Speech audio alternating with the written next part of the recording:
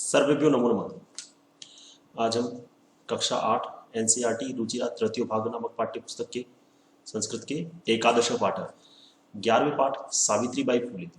सावित्रीबाई फूले इस पाठ के अभ्यास प्रश्नों को हम इस वीडियो में हल करेंगे। सर्वप्रथम मैं संग्राम सिंह, केंद्रीय विद्यालय संगठन, आपका अपनी इस कक्षा में हार्दिक अभिनंदन करता हूँ। आइए आगे बढ़ते हैं, प्रश्नोत्तर हल करते हैं।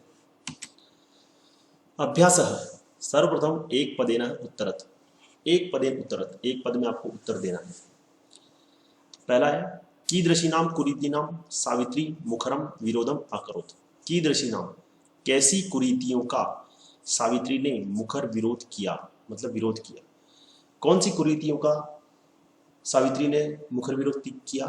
तो जितनी भी सामाजिक कुरीतियां थी, सामाजिक कुरीति नाम, जितनी भी सामाजिक कुरीतियां थी उसका सावित्रीबाई फुले ने विरोध किया। के कूपात जलोधरणम अवार्यम, के कौन, कूपात कुएं से, जलोधरणम जल भरने के लिए, अवार्यम रोकते थे। कौन रोकते थे? तो उच्च वर्गीय, उच्च वर्ग के लोग, जितने भी उच्च वर्ग के लोग होते थे, ऊंची जाति के लोग होते थे, वो कुएं से जल भरने के लिए रोकते थे। ठीक है।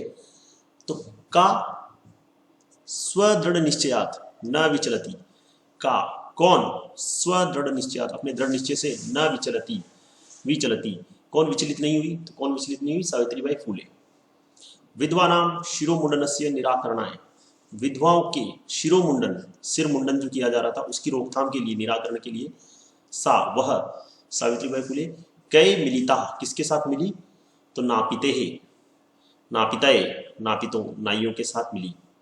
सा कासाम कृते प्रदेश से प्रथम विद्यालय आरवत, उसने किसके लिए प्रदेश का पहला विद्यालय आरंभ किया? तो कन्या नाम, लड़कियों के लिए, कन्याओं के लिए। ठीक है।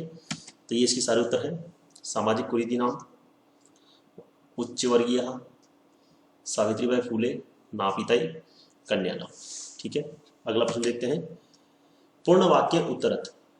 ठीक है, पूरा उत्तर आपको देना है। ये इसके उत्तर हैं सारे।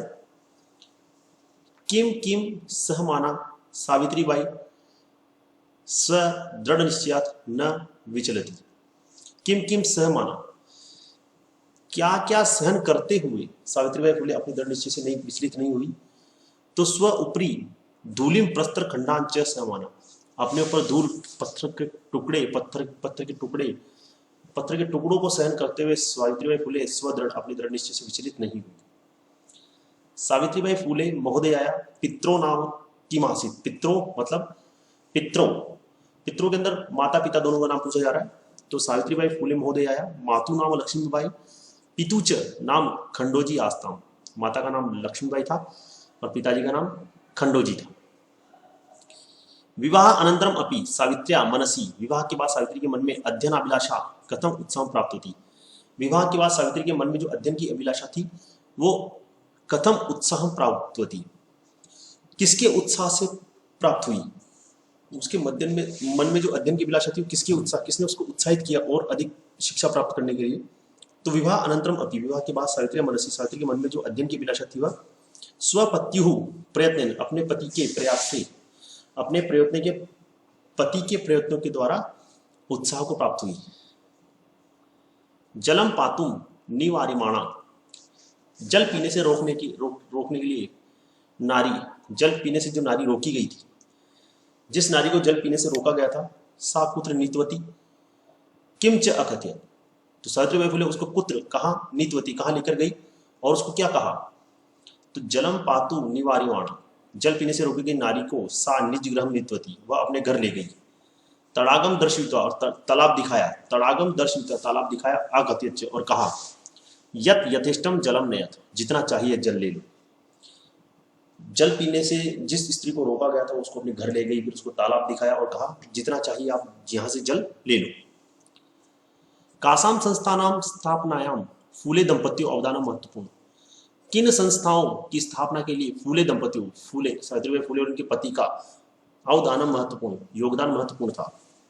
तो महिला सेवा मंडल, शिशु हत्या प्रतिबंधक गृह, ये दो संस्थाओं के निर्माण में फूले दंपति दोनों पति पत्नी का योगदान महत्वपूर्ण था।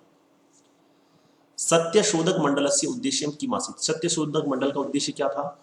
तो सत्य शोधक मंडल से उद्देश्य उद्देश्यम उत्पीड़ितानां समुदायानां स्वाधिकारान् प्रति जागरणम आसीत्। सत्यशोधक मंडल का उद्देश्य था जो पीड़ित समुदाय के लोग थे उनको अपने अधिकारों के प्रति जागृत करना। तस्याः द्वयोः काव्य संकलनयोः नामनी के, उनके जो दो काव्य संकलन थे, जिन दो काव्य की उन्होंने रचना की थी उनके नाम क्या था? तो एक का नाम था काव्य फूले सुबोध रत्नाकर, ठीक है, एक काव्य फूले और एक सुबोध रत्नाकर, ठीक है। आइए आगे बढ़ते हैं। रेखांकितानि अधिकृत्य प्रश्न निर्माणम कुरुत। रेखांकित पदानि, जो रेखांकित पद इनके आधार पर आपको प्रश्न निर्माण करना है, ठीक है। ये ऑलरेडी यहाँ पर प्रश्नवाचक चिन्ह दिया पर यहाँ प्रश्नवाचक चिन्ह नहीं आएगा, ठीक है। यहाँ ये उत्तर है सारे, इनका आपको प्रश्न बनाना है, ठीक है।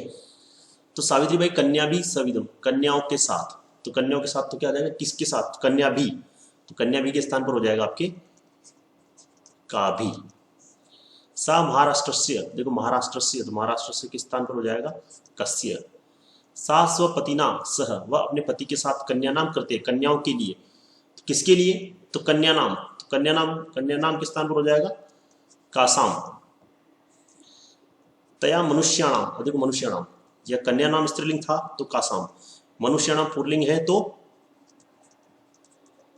केशाम, ठीक है।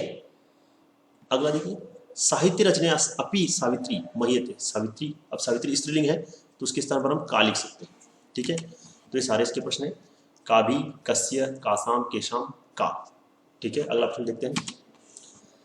इदम चित्रम पाठशालाया वर्तते है, यह चित्र पाठशाला का है। तो अत्र वर्तते, यहां पर जो ये वर्तते है, ये वर्तते इति क्रियापदस्य, इस क्रिया का कर्तृपदम, कर्ता कौन है? यह चित्र पाठशाला का है, तो ये है, इसका कर्ता कौन है? तो यह इसका कर्ता होगा चित्रम, कि भाई यह चित्र के बारे में बात हो रही है, तो कर्ता कौन है इसका? चित्रम। तस्याः स्वकीयम अध्ययन अपि, उसका अपना अध्ययन भी सहैव प्रचलित, साथ में ही चल रहा था, उसका अपना अध्ययन भी साथ में ही चल रहा था, उसका अपना अध्ययन। तो अस्मिन वाक्य विशेष्य पदम, विशेष्य, देखो विशेषण नहीं विशेष्य, तो पहले दो पद छांटने हमको चूज करने हैं, विशेषण और विशेषित। अपना अध्ययन, अध्ययन की विशेषता बता रहा है, क्योंकि कैसा अपना, और अपना किसकी विशेषता बता रहा है? अध्ययन की। तो यहां पर विशेष्य पद क्या होगा? अध्ययनम, ठीक है, अध्ययन की विशेषता बताई जा रही है। अपि यूयम इमाम महिलाम जानीतः, अस्मिन वाक्य यूयम, यहां पर जो यूयम का मतलब तुम सब, यह पद किसके लिए प्रयुक्त है? तो देखो पाठ जब स्टार्ट होता तो लिखा होता क्या तुम सब इस महिला को जानते हो। तो ये पाठ का एक क्लासरूम का था, जिसमें एक मैम है, शिक्षिका है, जो अपने छात्रों को ये बात बोल रही है कि क्या तुम सब इस महिला को जानते हो। ये जो चित्र दिख रहा है, तो तुम सब किसके लिए आया? छात्रों के लिए आया, महिला छात्रों को बोल रही, तो किसके लिए है? छात्रेभ्यः।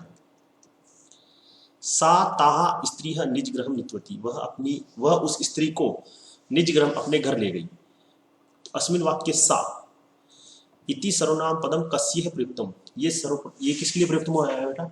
कि वह, ये सा, कि वह उस स्त्री को अपने घर ले गई। तो वह कौन? तो क्या? सावित्रीबाई फूले। तो किसके लिए आए? सावित्रीबाई फूले महोदय आए। शीर्ण वस्त्रावृता तथा कथिता निम्न जातिया काश्चित नार्य जलम पातुम याचन्ते स्म। अत्र नार्य, ये जो नार्य है, इति पदस्य विशेषण पदानी, इसकी विशेषता बताने वाले शब्द कति संति, कितने हैं और कौन कौन से। ये जो नारियां लिखा हुआ है, इसकी विशेषता बताने वाला शब्द कैसे? देखो नारी कैसी, एक तो शीर्ण वस्त्रावृता, फटे पुराने कपड़ों से युक्त, तथा कथिता, वैसी कही गई, निम्न जातिया, निम्न जाति की, काश्चित, कोई। तो यहाँ पर कितने हैं? 4 हैं, 4 विशेषण इसके दिए हुए हैं, और ये चारों जो हमने यहाँ पे इंडिकेट कर दिए। तो देखिए इसके उत्तर देखते हैं।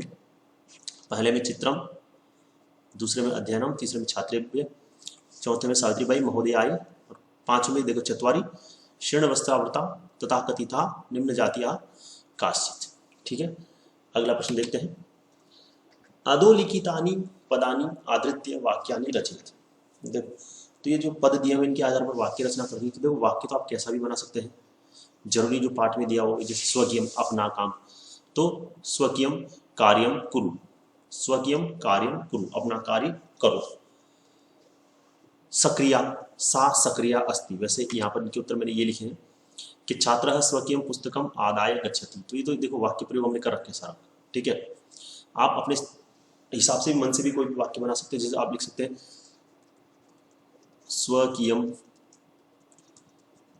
कार्यं कुरु, अपना कार्य करो। अभी देखो सक्रिय आसीत, सक्रिय थी, तो जरूरी नहीं आप इतना लंबा ना, आप सेंटेंस भी बना सकते हैं। सा सक्रिय अस्ति भी लिख सकते हैं, आसित भी लिख सकते हैं, वह सक्रिय है या सक्रिय थी, ठीक है। अब प्रदेशस्य, तो प्रदेशस्य में जरूरी नहीं आप ये वाक्य आप कुछ भी लिख सकते हैं। प्रदेशस्य का तो सबसे इजी वाक्य जैसे अभी आइजोल, आइजोल मिजोरम की राजधानी है, तो आइजोल नगरम मिजोरम प्रदेशस्य, ठीक है। राजधानी वर्तते या अस्ति, ठीक है। तो आप अपने अपने हिसाब से कोई सा भी वाक्य बना भी सकते हैं। आप इजी वाक्य लीजिए, छोटा वाक्य लीजिए जिसकी आप संस्कृत आसानी से बना पाए, ठीक है। मुखरम, जैसे सा सक्रिय अस्ति, सा मुखरम विरोधम करोति, वह उसने मुखर विरोध, वो मुखर विरोध कर रही, ठीक है। अगला भी इसी टाइप का क्वेश्चन है। इन वाक्यों का भी इन शब्दों के आधार पर वाक्य आपको बनाना है। तो यहाँ पर वाक्य तो मैंने लिखे हैं, ऊपरी वृक्ष से ऊपरी खगा तिष्ठन्ति, तो वही बात है, आप अपने हिसाब से वाक्य बना सकते हैं, ऐसा कुछ नहीं। विद्यायाः आदानम प्रदानम सदैव कुर्यात्, ठीक है। तो सदैव मतलब कि आप लिख दीजिए विद्याया आदानम प्रदानम कुर्यात्। परकीयम, जैसे हमने लिखा था स्वकीयम कार्यम कुरु, तो यहाँ लिखते हैं परकीयम कार्यम कुरु, ठीक है। पिछले में लिखा था हमने स्वकीयम कार्यम कुरु, तो परकीयम कार्यम कुरु, ठीक है। विषमता, नारी नरयो विषमता न भवे, नारी और नर में विषमता नहीं होती है। व्यक्तिगतम, वयम व्यक्तिगतम स्वार्थम त्यक्त्वा, हमें व्यक्तिगत स्वार्थ को त्याग करके सर्वहितम चिंत्यम, ठीक है। आरोह, वृक्षे आरोह हानिकरः अपि भवति, ठीक है।